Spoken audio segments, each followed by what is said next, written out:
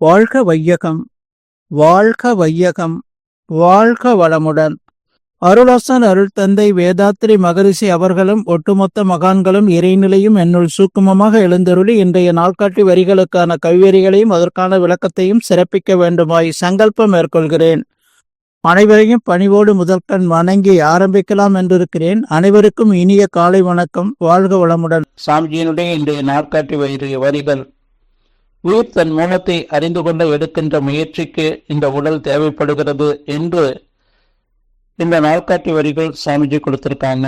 இதற்கான கவிதை வரிகள். உயிரறிந்தால் அறிவறியும் உண்மை தோன்றும், உலகமெல்லாம் உயிருக்குள் இருக்க காணும், உயிரறிந்த அறிவாலை உலகை நோக்க உயர்வு தாழ்விலா சமநிலை சித்திக்கும், உயிரறிந்த அறிவு நிலை மாயையாகும், ஒப்பற்ற உயிரறிய ஞானமாகும் என்று சாமிஜி இந்த கவிதை வரிகள் கொடுத்திருக்கிறாங்க. தாய்மானவர் செல்லும் போது அந்தந்த எனாதபடி இன்றும் பிரகாசமாய் ஆனந்த பூர்த்தியாய் அருளி நிறைந்தது. தன்னருள் வெளிக்குள்ள அகிலாண்ட கோடி எல்லாம் தங்கும்படி கீற்றை வைத்து உயிருக்கு உயிராய் தலைத்தது, மனவாக்கினில் தட்டாமல் நின்றது என்று சொல்றாங்க. மகான் திருமூலர் செல்லும் போது உடம்பில் முன்னம் இழுக்கென்றிருந்தேன், உடம்பின் உள்ளே ஒரு பொருள் கண்டேன், உடம்பில் உத்தமன் கோயில் கொண்டான் என்று உடம்பாய் யானிருந்து ஓம்புகின்றேன் என்று சொல்றாங்க. நாம புரிந்து கொள்ள வேண்டியது என்ன? நாம இந்த உடல் ஆரோக்கியமாக இந்த உயிர் சக்தி உடல்ல ஓடிக்கொண்டிருந்தா உடலுக்கும் உயிருக்கும் நட்பு இருந்தா வாழ்க்கை. உடலுக்கும் உயிருக்கும் பிணக்கு ஏற்பட்ட அது தடை வலி நோயாக மாறி மரணம் சம்பவிக்கிறது. இந்த உடல் தாய் தந்தையினுடைய சுக்கிலத்தால உருவாகுது. 10 மாதம் தாயினுடைய கர்ப்பத்துல. அதன் பிறகு வளர்ந்து வந்ததுக்கு அப்புறம் 2 ஆண்டுகள்ல நம்முடைய மூளை செல் கட்டப்படுது.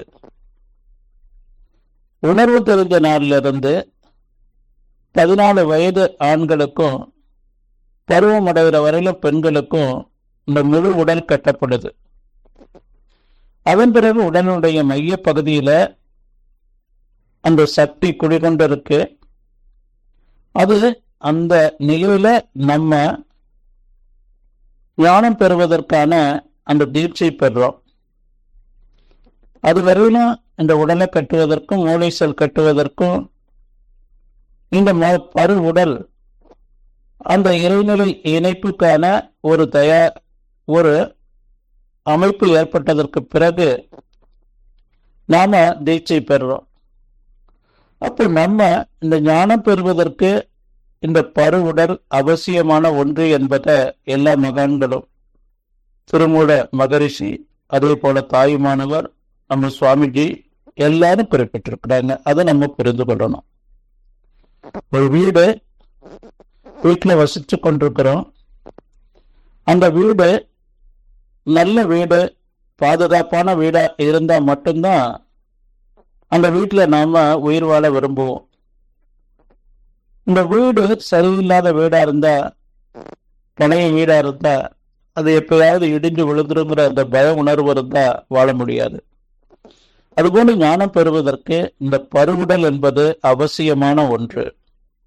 சாமிஜி நமக்கு இந்த தீட்சை கொடுப்பதற்கு முன்பு எல்லோருக்கும் இந்த உடற்பயிற்சியை கொடுத்துருங்க.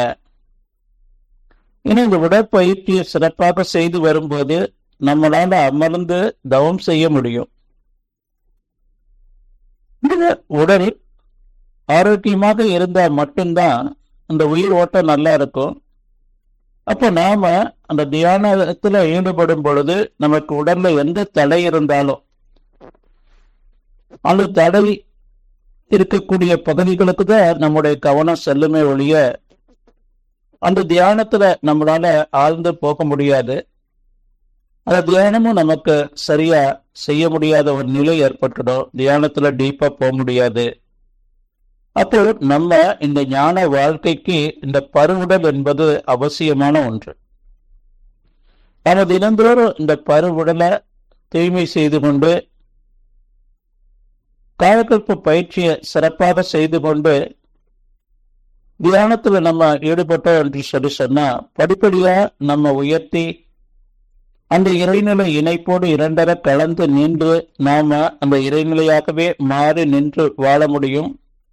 அதற்கு இந்த பருவுடல் என்பது அவசியமான ஒன்று. நாம் வாழும் காலம் வரையிலும் இந்த உடல் ஆரோக்கியமாக இருக்கணும். அதற்கு சாமிஜியினுடைய அந்த எளிய முறையிலான உடற்பயிற்சியை, காயக்கல்ப பயிற்சியை செய்து நாம நம்முடைய மனதையும் அறிவையும் இறைவத்து தன்மைக்கு இறைவின் சொரூபமாக மாற்றிக்கொண்டு வாழணும்னு சொல்லி நன்றியோடு நிறைவு செய்து கொண்ட இன்றைய சிந்தனையை வாழ்க வளமுடன், வாழ்க வளமுடன், வாழ்க வள